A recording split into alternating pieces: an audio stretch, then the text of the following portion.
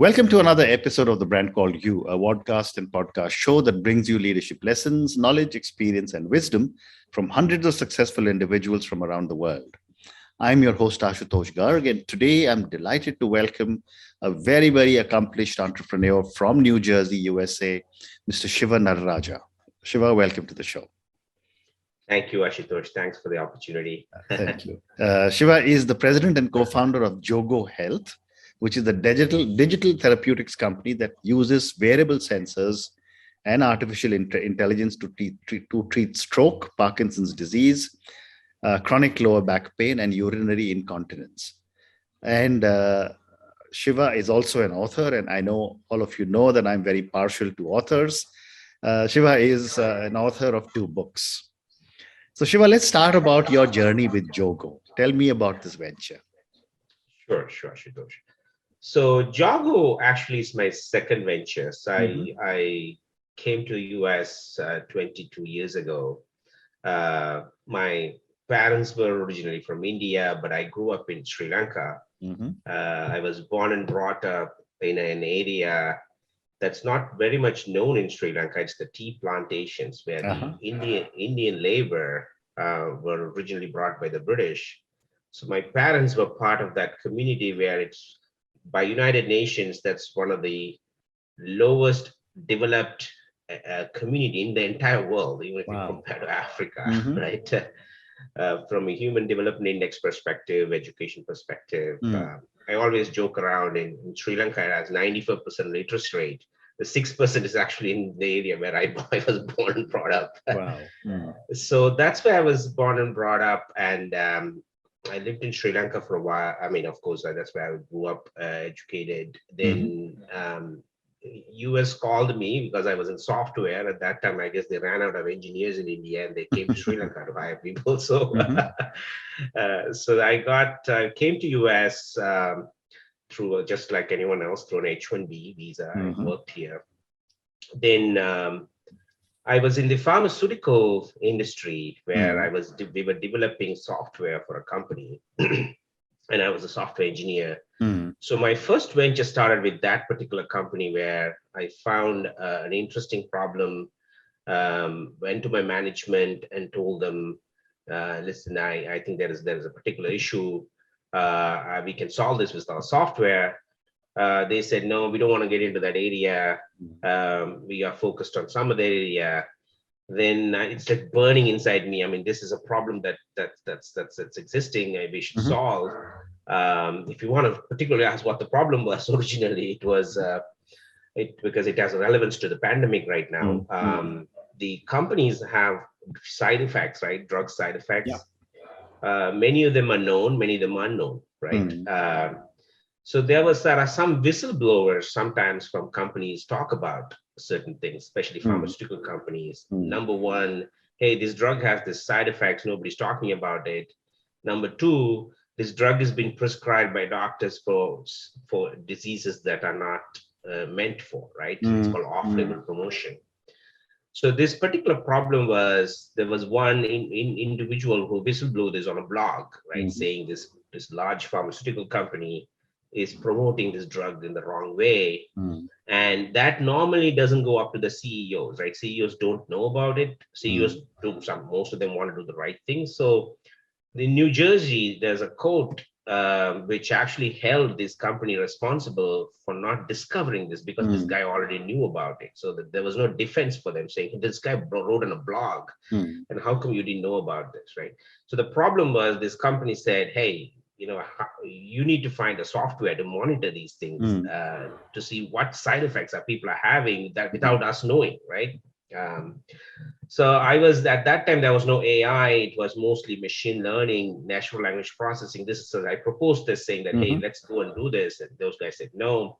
So one good day I quit my job and I said, listen, I told my wife, listen, we have to go and I have to go and do this. As my wife was supportive and she was working. I thought she's going to take care of my bills. So I quit my first job. And I started this company. 2 days later, my wife gets laid off because that was during the first financial crisis. Right? So now here we are with without a job, and both of us are without a job in New Jersey. You could see how that turned out to be. Mm-hmm.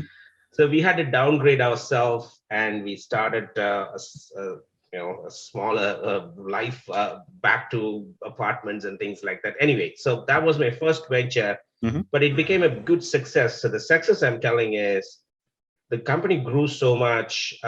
Within 3 years, we got acquired by one of the largest clinical research organizations, the world called IQVIA. It's a $50 billion company. They have 70,000 employees. Bangalore already has about 5,000 employees. It's a US-based company. IQVIA also has an interesting history. Cognizant, if you know the company, was a spin-off of originally from IQVIA. So, Oh, wow. Okay. they were so IQVIA is a large company. So they acquired me. I ran the AI business for IQVIA. So the interesting thing, that product that I built, Shitosh, is currently used by Moderna and Pfizer to monitor the vaccine side effects. Right? Wow. Okay. So that's why I wanted to connect the dots to see how this is something that we that we built.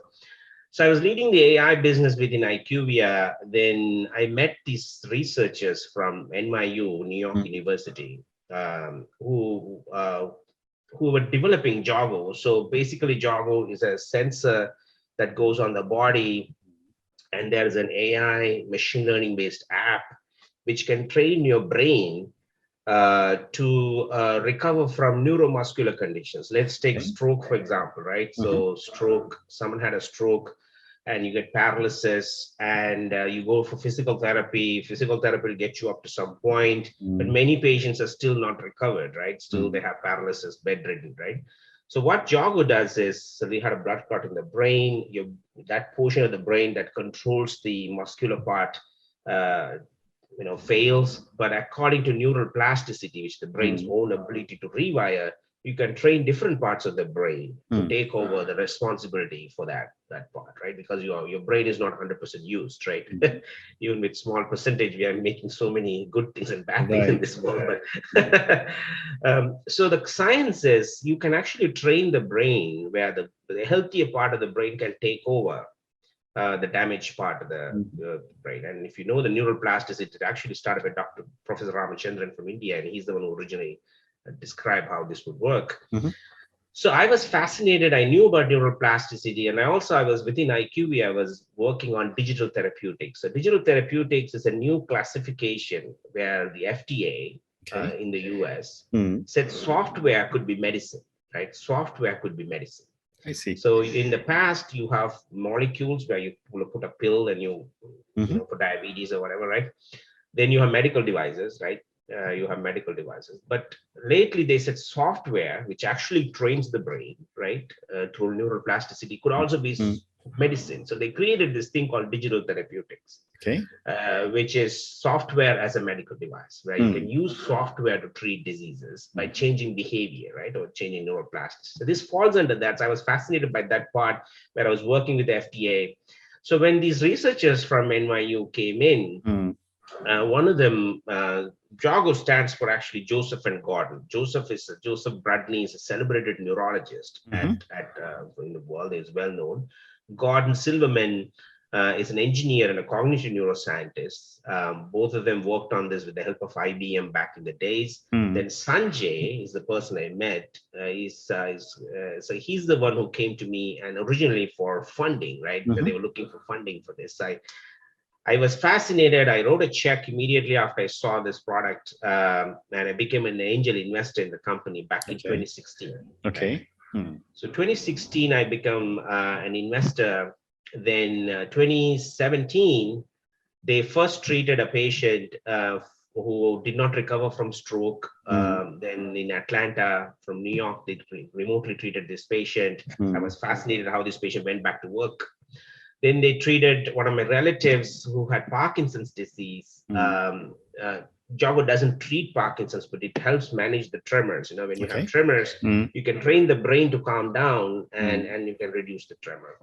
Then one of my another relative who had chronic lower back pain, when you have back pain, right? You go to physical therapy, only gets you to some extent.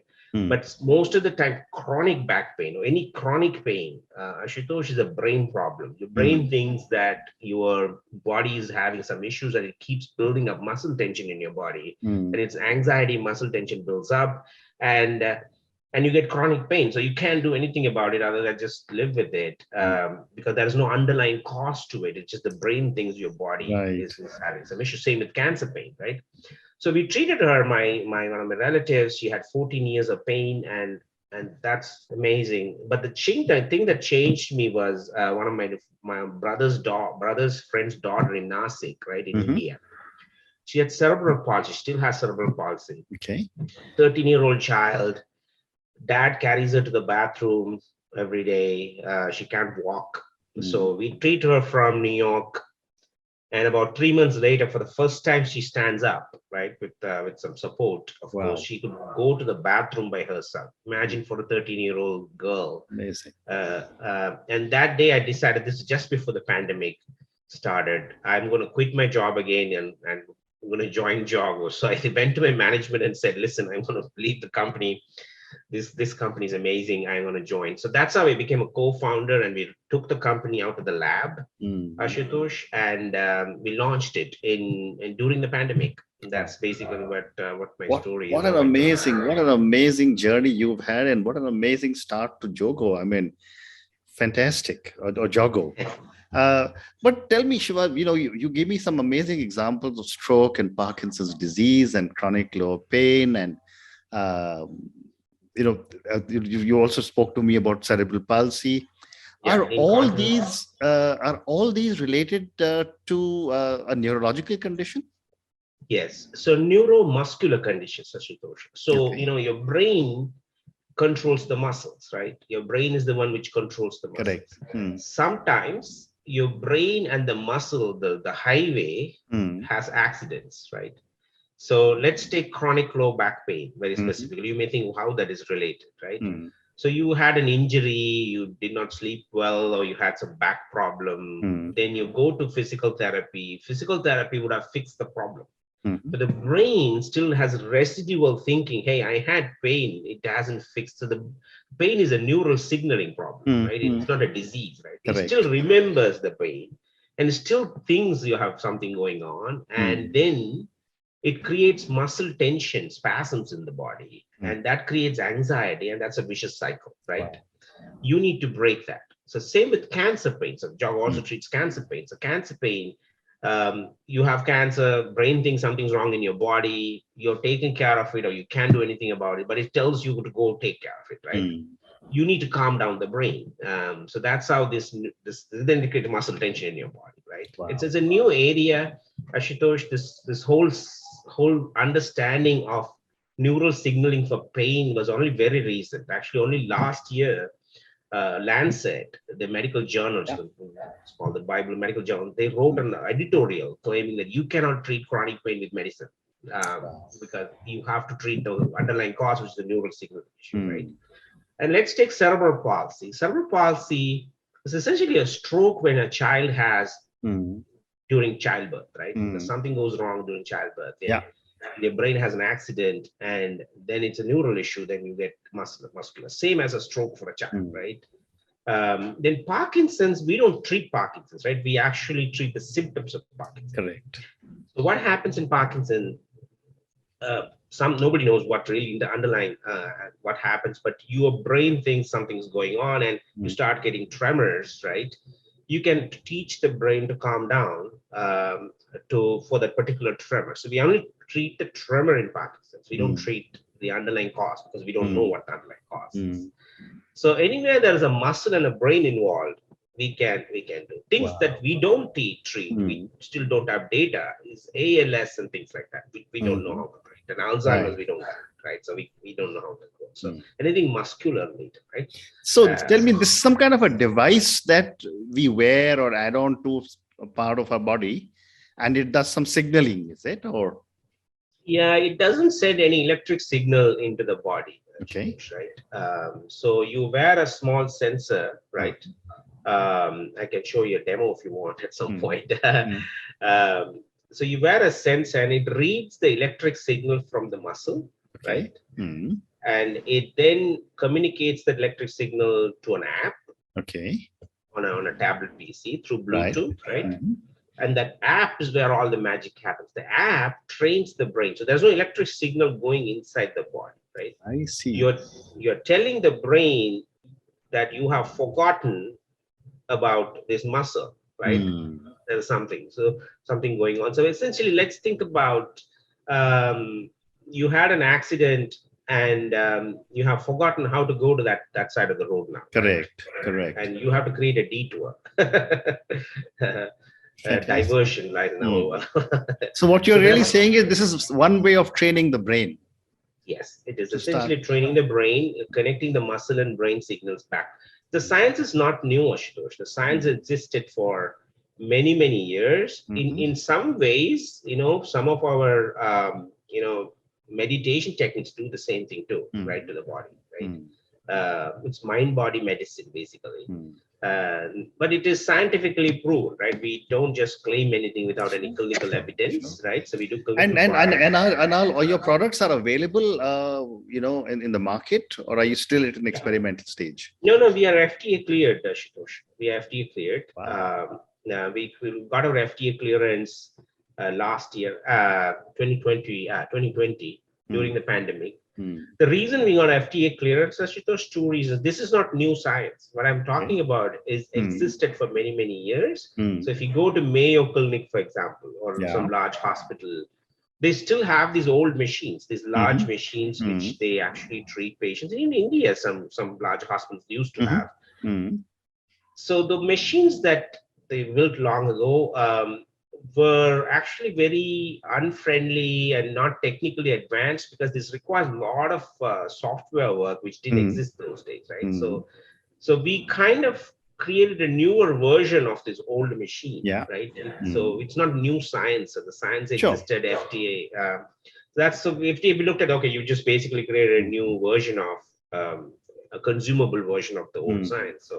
So let's think of, talking to doctors, only 0.1% of doctors are even aware of this particular modality existing, because they just study in school, med school, one subject about this, and this is doable, but no one has seen anything working, and they just move on, right? But the amazing thing, Shiva, is that you're saying 0.1% of doctors are aware. I would say, 0.1 of that 1% of the consumers who are affected are probably aware. And it requires, that at least there is hope on each of these. Yes. What you even mentioned about cancer, I think that would, I'm hoping that through our conversation, many, many people will get to hear about what you are doing. Because, these are such frightening diseases. Cancer specifically, Ashutosh, cancer, we don't treat cancer, right? That's just to be clear. Yeah. Cancer pain, right? That's what we treat. Yep, exactly. Cancer pain. Cancer pain can be. And what you're really saying is that the brain is such a powerful organ that it can make you rethink a lot of the paradigms within our own body. We still don't know our capacity of the brain, right? Correct. So the foundational interesting thing about what we are doing is, although the science existed for a very long time, like it's 40, 50 years. This is like mRNA technology, 1960s.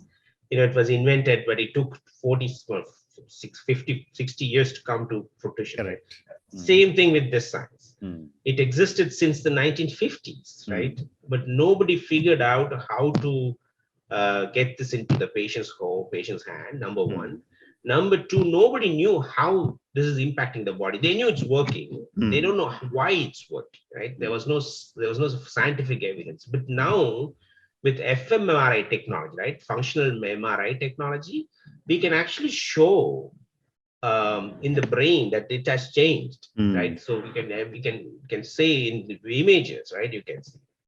So a good example of how this is very simple to understand, Ashutosh, if I have 1 minute to explain this. Harvard Medical School did a study. They are our research partners. So all our research happens at Harvard Medical School. But this is not related to JOGO, but the science, right? So London taxi drivers, right? London taxi drivers. I don't know whether you know, London taxi drivers have to memorize the London city's map. They do. can't rely on Google GPS, Maps. Yeah. Google Maps. So the test is they have to drive around and around and around, and they have to essentially create a spatial map of London in their head.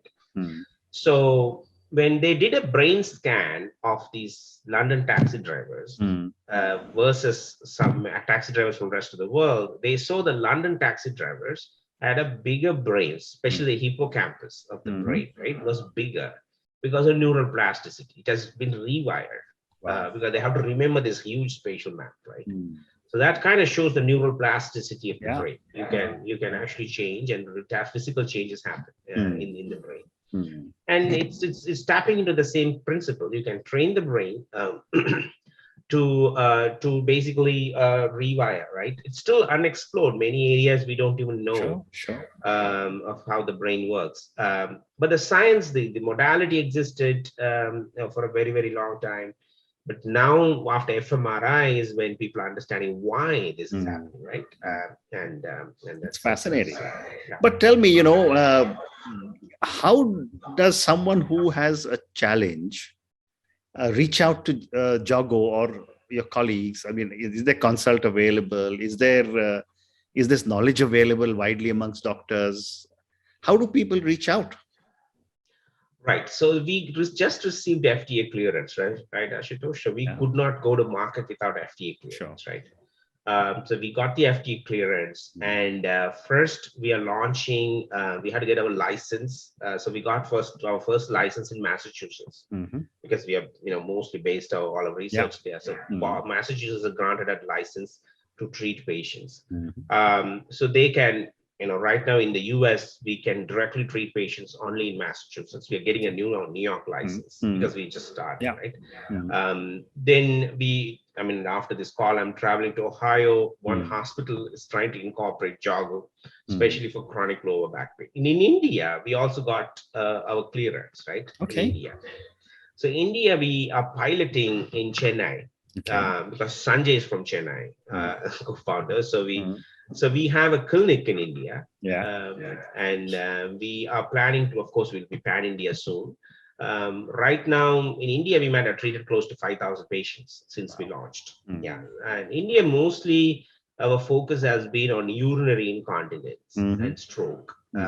Urinary incontinence, currently in India, there are no treatments, especially when men go through prostate surgery, right? Correct. After prostate surgery, they develop incontinence, or women after childbirth, after 2 or 3, second childbirth, they develop. Even elderly, after 60 years, we are all going to develop incontinence, right? So that is something that will be. So is incontinence curable? Yes, it is curable. Sometimes 100%, sometimes 70-80%, depending on where you are in the journey. Non-invasively, without any medication, right? And this science has shown for a very long time this works. So we work with hospitals in India. So basically, how the treatment is provided, Ashutosh, it has to be prescribed by a doctor, right? So we need to first educate the doctor, right? So we have right now in some major brands in India, in Chennai, hospitals have them. So the way the treatment is given, because there are no trained professionals yet, JOGO provides the trained professionals as well. So we have what we call pop-up clinics, or JOGO as a service clinic, JAS we call it, right? JAS, like SAS, JAS. So either they can come directly to our Kava clinic in Chennai, or we have pop-up clinics in hospitals where they can get the treatment at hospitals. Mostly it's JOGO trained JOGO employees going there and providing until it becomes ubiquitous in terms of training. We have requests from Mumbai, Delhi to come and start. I have built companies before. Ashutosh, we need to get the business model right before we go in. India is a complex market, right? Each state has different, things, and also, incontinence is a taboo topic, and we need to educate patients. But we have patients coming from like Delhi, Mumbai, coming to the US. To US and also Chennai. They're coming to get treatment. Okay, fascinating. Shiva, on that note, I mean, I can keep talking to you because you've got such a fascinating story, but we're running out of time. Yes. So I really want to just say thank you, Shiva, for speaking to me. I mean, for me, this was a conversation where I just say, wow, I mean, I didn't Thank you. know such technology existed. I didn't know that JOGO has the technology, even though you very modestly said that it's been in existence for many, many years. But I think what you are doing is probably going to save the lives of God knows how many people once they get to know that there is a solution of training our brain to be able to start, managing the challenges that we have in our own bodies. Exactly. Thank you And again for non-invasively talking. without medication, Ashutosh. That's the Yeah, major thing, right? yeah. Thank you again for talking to me, and thank you for everything that you're doing for people. Good luck to you. Thank you, Ashutosh. Thanks for the time. Thank you for listening to the Brand Called You videocast and podcast, a platform that brings you knowledge, experience, and wisdom of hundreds of successful individuals from around the world.